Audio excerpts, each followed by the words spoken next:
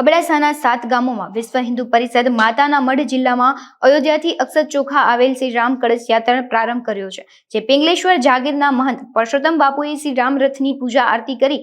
પિંગલેશ્વર મહાદેવના દાતાના અને મહંત પરસોત્તમ બાપુના આશીર્વાદ લઈ કળશ યાત્રાનો શુભારંભ કરવામાં આવ્યો હતો, જેમાં રાષ્ટ્રીય સ્વયંસેવક સંઘના યુવરાજસિંહ જાડેજા, વિશ્વ હિન્દુ પરિષદના પ્રાંત ધર્મ પ્રચાર પ્રસારણ અધ્યક્ષ ચેતનભાઈ રાવલ, માતાના મઢ જિલ્લાના ઉપાધ્યક્ષ અરવિંદસિંહ જીલુભા જાડેજા તથા વિશ્વ હિન્દુ પરિષદના કાર્યકર્તાઓ અને બહોળી સંખ્યામાં લોકો ઉપસ્થિત રહ્યા હતા।